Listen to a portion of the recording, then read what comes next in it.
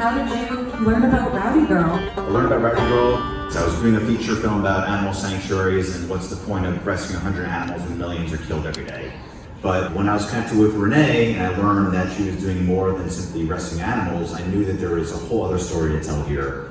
Amazing. And so, Renee and Tommy, what was your impression when you first met Jason? There was something about Jason, you know, he was so sincere, and he wanted to come visit, and he came and visited a couple of times and cooked for us. You know, I just felt really comfortable with him, and so I just said, let's do this. And I first visited him in November of 2019. I just hung out for the weekends, kind of followed Tommy and Renee around. There's a whole mosaic of animal rights films out there. I think they all have incredible purpose and value in different ways, and I just wanted to add my voice to what that would be. And I felt the way to connect with Renee and Tommy's mission the most would be to take away all the constructs of documentary filmmaking that we see so often, which are interviews and different ways of kind of really sculpting the story in the vision of the director right from the gate. But I wanted to let them take over the storytelling, and that's why we chose to do strictly observational, let them be authentic, let them be themselves, and allow us to see why they're so effective at what they do and why they're so impactful. I want to give props to the editor. I feel like the animals were part of our film in such an important way. My relationships with them grew through the film. Great job. Discovery for me.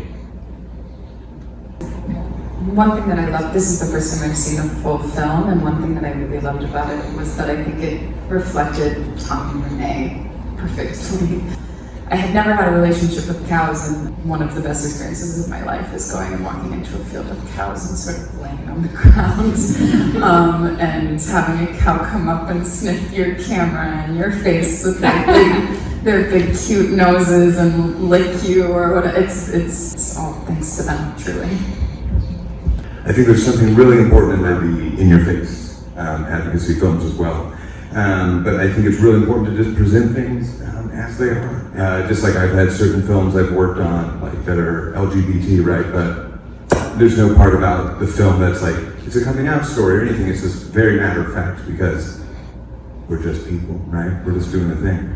These are just beings like us. And so it's just taking that exact same approach. And I think it really speaks to everything that y'all had created out of Rowdy Girl and just the environment and the love, et cetera, et cetera. I gotta ask Tommy and Renee, we see your relationships with animals. We know you two starting Rowdy Girl and the Ranchers Advocacy Program together, how that's changed your relationship, or has it, or? me and Tommy almost divorced. I mean, literally. I mean, it was as if I had had an affair or something, you know. And what I did was go vegan, and you know, but yet me going vegan was stretching the entire like fabric of our relationship apart. You know, and literally, veganism was shoved down his throat, and he did chew it up, and he did like it. And it's kind of hard for us to tell the local ranchers they ought to go to veganism. It was really tough for me, but it was the best thing I ever did, and this is our legacy. Well, you guys seem like a fabulous team, and it's such an honor to watch what you've done on the big screen, so thank you. If you have a question, just go ahead. Knowing that you're in Texas, people love meat and meat is their identity, and it's almost even associated with masculinity. I wonder if you've had any intimidation or ever felt scared.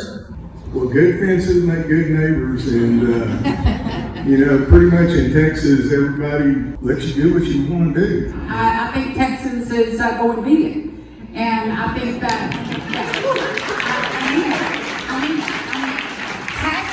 TX is going vegan every time. And think about it, okay?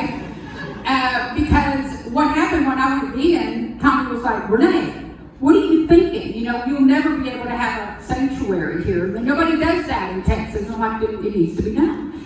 I told her they only do that on the left coast and the right coast, and it won't work in Texas. And every time I tell her something doesn't work, it does. There you go. Amazing.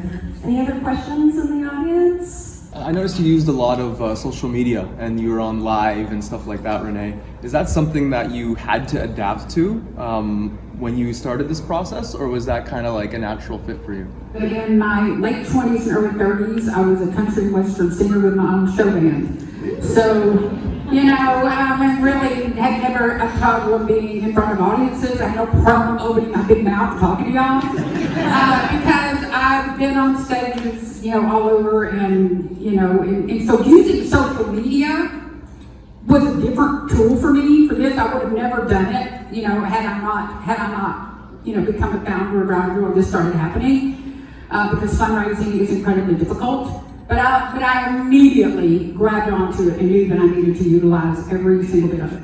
Yeah. One more question. Are you tempted to get into politics? Would you invite Ted Cruz to Rowdy Girl? I don't think he'd come. He might, who knows? One question quickly. Favorite plant-based recipe? You got something quick for us that we could try at home? Oh, Tommy's meatloaf. Tommy makes the most incredible, impossible food meatloaf, right? And Parmesan crusted potatoes. Parmesan crusted potatoes. And there's another screening on Wednesday. And Moby's going to do a virtual Q&A in the screening. Moby's the executive producer. Thank you all for being so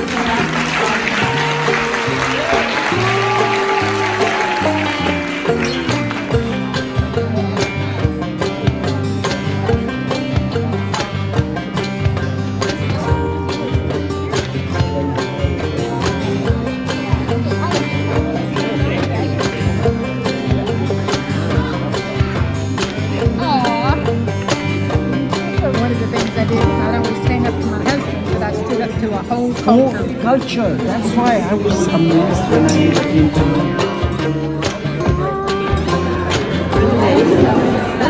all the eggs. We boil them because the chickens, you know, they're very depleted. And so we will either give it back to them or give it to the wild. That's beautiful.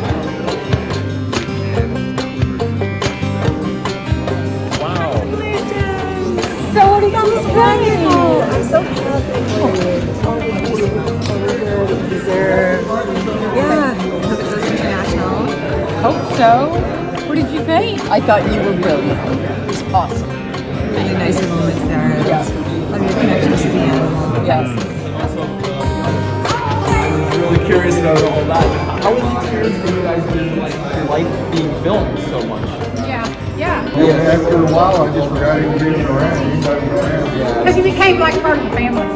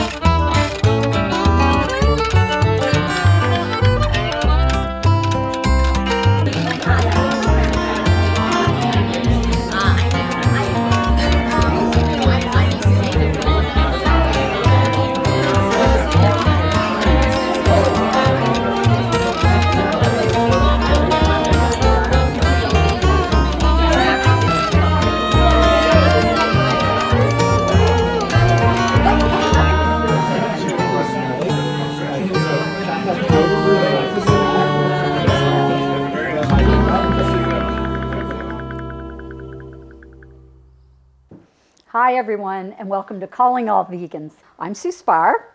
Joining us today is the founder and executive director of Rowdy Girl Sanctuary. Please meet animal hero and real-life Ellie Mae Clampett, Renee King-Sonnen, and the accomplished and versatile director who is bringing her incredible story to life on the big screen, Jason Goldman.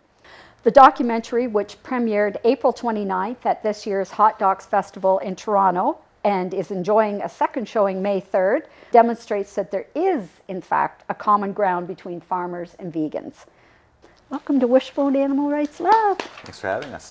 Renee, you were living sort of a modern day Green Acres life. Can you please just give us a little taste of how a longtime cattle ranch became an animal sanctuary? I had a spiritual awakening. It didn't even occur to me until my husband, Tommy, pretty much pushed me into becoming a born-again cattle rancher. So it's his fault. It's his fault. I bought Rowdy Girl because he wanted me to get more involved, and he thought if I bottle fed this baby calf that needed a mama, it would endear me to help him open gates, help with the hay baling.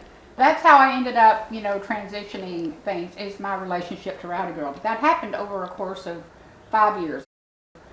You've got activist and musical genius Moby as an executive producer. How did that happen? During the pandemic, a mutual friend, he's also a filmmaker. So when I told him about this project, he said, "Oh, do you want to talk to Moby about it?"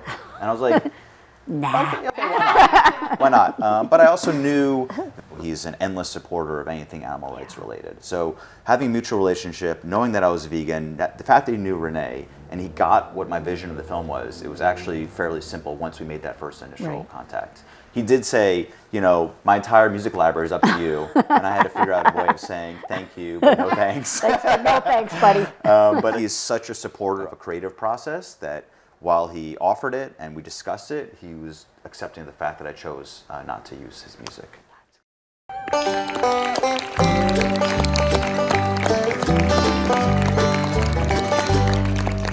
Thanks for sticking around, everyone. Director Jason. We'd also like to invite Tommy and Renee to join us on stage. And we're also going to have the executive producer, Moby, join us via Zoom. Ta-da! Hey, Moby! Hi. For once in my life, I'm so much bigger than everybody I can see on the screen. Yes, it's true. As a very small person, I'll take whatever I can get. So just let me enjoy this moment of feeling large. So I've been a vegan for 35 years, and as time has passed, I've realized that working on behalf of animal rights is the single most important part of my life. I love making music. I appreciate having a career as a musician, but animal rights is my job. That's the reason I get out of bed in the morning, and it's my goal in life is to do anything and everything I can to use whatever resources I have, whatever platform I might have, to move the needle away from the current system. And so a big part of that is trying to make my own creative content and also doing everything I can to help other people make their creative content that specifically addresses the issue of animal rights, ideally in a really unique, compelling, and non-didactic way. And obviously, Renee and Tommy, their story is, insofar as you can qualify the word unique, their story is so completely unique. And it reaches people who otherwise would never be reached with the message, and it's incredibly practical because it's not an academic experience, it's a lived experience. And so when Jason reached out to me about, trying to help in some capacity with the movie, I just said, yes, please, I would love nothing more than to do whatever I can to help. So I shared that same sentiment as Moby, that this film shouldn't hit you over the head. You should be able to transport yourself to the sanctuary and live life like Renee and Tommy do, loving animals, taking care of them. So to achieve that, I went for an observational approach, no interviews, no voiceover. They don't even talk to me off camera. I just want to be completely fly on the wall and see them in action. And that meant no music as well. So let the sounds of this space, the sounds of the animals take over and help you in that process of transportation through cinema. And in the mosaic that is animal rights films, I feel like this was still an area that hadn't been explored fully. And I want to just lend my voice to that expression of animal rights and peace, love, and compassion. Thank you. And Renee and Tommy, I get the sense that there's a lot of support and love, but I'm curious, if you come up against any conflict. Well, we've had more problems with some of the crazy vegans in the world than we have some of the people in Texas. I see things through the eyes of a former cattle rancher, and I see things through the lens of a vegan, a true blue vegan that went vegan for the animals. And so, do we have opposition? I'm sure that we do.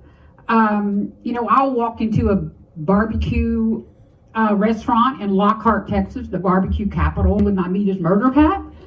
And I'll say, hey, y'all got any vegan barbecue yet? He won't. I don't go with her. So I'm sure we got some, but who knows? That's amazing. I grew up in rural Manitoba, which is similar culture to Texas, and so you're totally an inspiration. I turned vegetarian when I was 17, and it was so hard.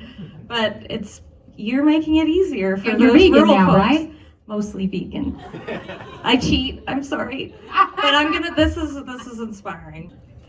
We have time for some questions from the audience in the back with the mask. Sorry, I was wondering if you have any animal rights themed songs. The question is, if you have any animal rights themed songs, or does your advocacy inspire your music?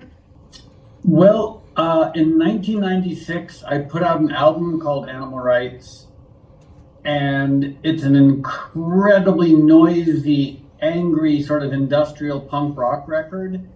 And I'm very thrilled I was able to make it, but it did come very close to completely destroying my career.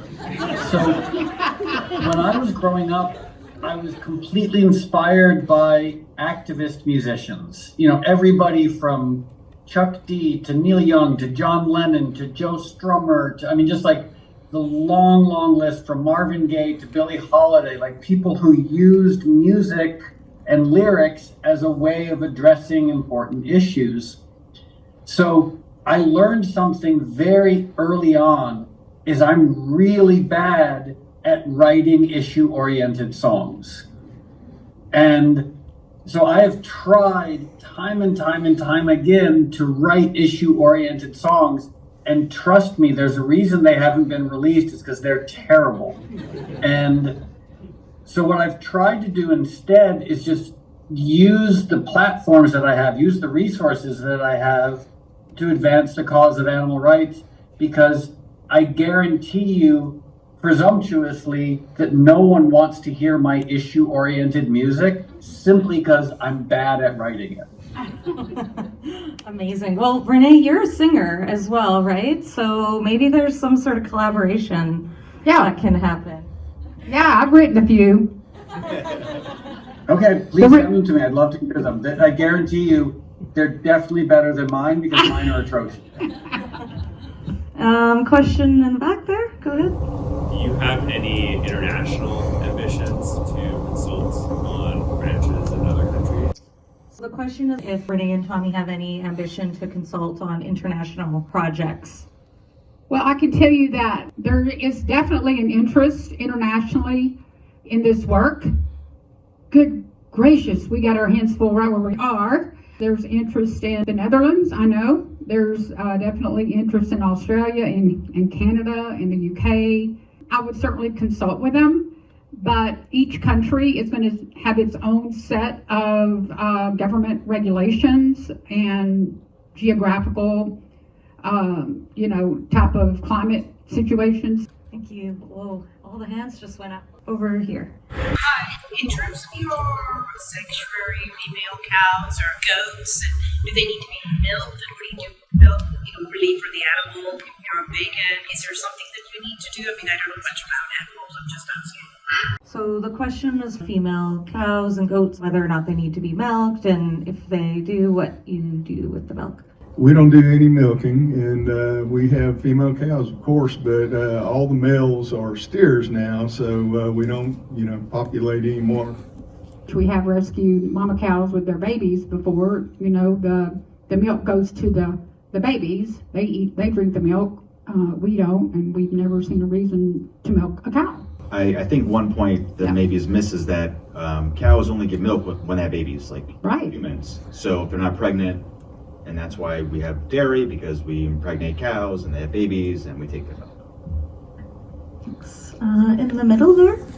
Tommy, one of the most moving parts for me was when you mentioned who wouldn't want to give up all the death and horror to grow mushrooms? I wondered how the network works and what goes into deciding what the transition possibly would be, and if there's, what kind of thought process goes into what they're going to transition to. On our Rancher Advocacy Program website, we have a form that ranchers can fill out, and it's very extensive. It asks, what type of ranch they have, how many acres, how many buildings, what the topography looks like, is there water, are they in debt? We talk to them, we find out what exactly their strengths, their weaknesses. But this is a pioneering endeavor, and so we're on the precipice of learning so much right now. In 10, 15 years, it's going to be so much more advanced. And so our goal right now is to really do everything we can to create, that prototype for chicken farmers. Y'all just keep doing whatever you do to send light and love and magic and prayers or whatever, so that we can do that. Because if we can create that prototype for chicken farmers to transition from chicken farming to mushrooms, we can allow plant-based food companies to actually acquisition ingredients from American farmers, which would be really totally awesome. And may I say one thing, y'all? I really just want to ask, because I'm reminded that I should tell all of you, if you want to help, if you want to contribute to our organization, one of the best things you can do today is to become a member of Rowdy Girl Sanctuary. Thank you so much. Thank you, everybody, and thank everyone. you for the Thank you, film. Moby. Thanks, Moby. Thank you, Moby! I'm going to send you the red trailer.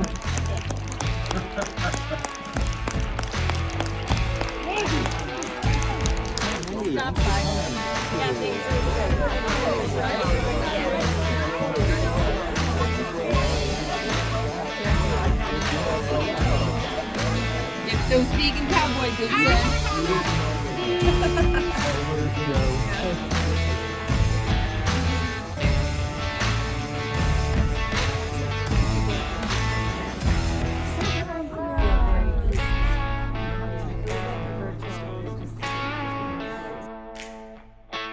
Hi, I'm here with Jason Goldman, the filmmaker behind Rowdy Girl.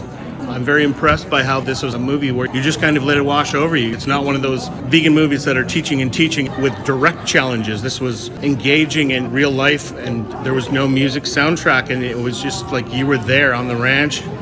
It's all true. Yeah, I mean, you meet Tommy and Renee, you can't put them in a box. You can certainly maybe get them down for an interview, but what I intend to do is really use filmmaking and the power of cinema to transport an audience to see what it was like to be on a ranch, to live with these animals and love these animals that most people only meet on a plate. And that's informed every decision I had. The style I shot it, not using any music and letting the score of the animals and the environment take center lead, and following Renee and Tom around as they do their work and observe it in all its glory. It's excellent. And you're from New York? I'm from New York City. And yep. you would come in every couple months to...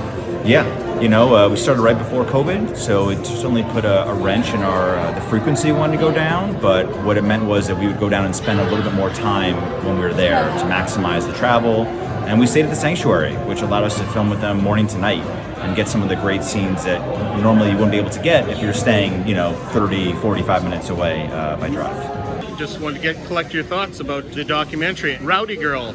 I just was looking at the animals and just going, oh my God, every one of them is so much personality. And I think just watching Renee and the way she interacted, like their family, her beloveds, and the names and the songs and the massaging and everything, it just really reminded me of a mother with a lot of kids, and that's what really hit me is yeah, she just knows her kids really well.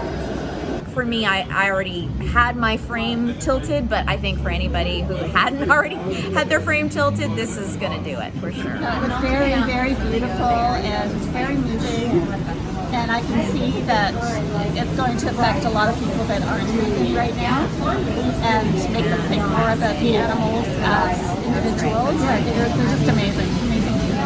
Yeah, the film was shot in the heart of Texas, and what I found interesting was that cattle ranchers, they have a place in their heart which they could open up and then transition. I mean, that's what it showed. You could see these farmers that were attached to, you know, some of their cows. And Tommy said that was always his worst day, when you have to take the cows to the sales barn, and the only human that those cows knew was him. And it was such a betrayal. And, you know, who wants to do that? It's just, you know, it's so wrong. So, yeah, I just absolutely love it.